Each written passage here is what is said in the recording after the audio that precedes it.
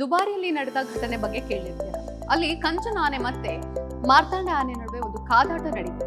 ಆ ಕಾದಾಟದಲ್ಲಿ ಒಂದು ಪ್ರವಾಸಿ ಮಹಿಳೆ ಕೂಡ ಸಾವನ್ನಪ್ಪಿತು. ಇದಕ್ಕೆ ಕಾರಣ ಯಾರು? ನಾವೇ. ನಮ್ಮ ನೆಗ್ಲಿಜೆನ್ಸಿ. ನಮ್ಮ ಲಿಮಿಟ್ಸ್ ಅಲ್ಲಿ ನಾವಿದ್ದಿದ್ರೆ ಈ ಘಟನೆ ನಡೀತಾನೆ ಇರಲಿ. ಹಾಗಾಗಿ ಈ ಘಟನೆಗಳು ಮತ್ತೊಮ್ಮೆ ಆಗ್ಬಾರ್ದು ಅನ್ನೋ ಕಾರಣಕ್ಕೆ ಅರಣ್ಯ ಇಲಾಖೆ ಖಡಕ್ ಮಾರ್ಗಸೂಚಿಗಳನ್ನ ಹೊರಡಿಸಿದೆ. ಮೊದಲೆಲ್ಲ ನೀವು ಆನೆಗಳನ್ನ ಭೇಟಿ ಮಾಡಿದ್ರೆ ಹಣ್ಣುಗಳನ್ನ ಕೊಡ್ಬೋದಿತ್ತು, ಅದಕ್ಕೆ ಸ್ನಾನ ಕೂಡ ಮಾಡಿಸ್ಬೋದಿತ್ತು, ಜೊತೆಗೆ ಫೋಟೋಗಳನ್ನ ತೆಗೆಸ್ಕೊಳ್ಬೋದಿತ್ತು. ಆದ್ರೆ ಇದಕ್ಕೆಲ್ಲ ಇನ್ ಮುಂದೆ ಬ್ರೇಕ್ ಬಿದ್ದಿದೆ. ಇನ್ ಮುಂದೆ ನೀವು ಸಾಕಾಣೆ ಶಿಬಿರಕ್ಕೆ ಹೋದ್ರೆ ಆನೆಗಳಿಂದ 100 ಅಡಿ ಅಂತರವನ್ನ ಕಾಯ್ದುಕೊಳ್ಬೇಕಾಗುತ್ತೆ. ಅಕಸ್ಮಾತ್ ಈ ನಿಯಮಗಳನ್ನು ಉಲ್ಲಂಘಿಸಿದರೆ ದಂಡ ಮತ್ತೆ ಶಿಕ್ಷೆಗೆ ಗುರಿಯಾಗಬೇಕಾಗುತ್ತೆ.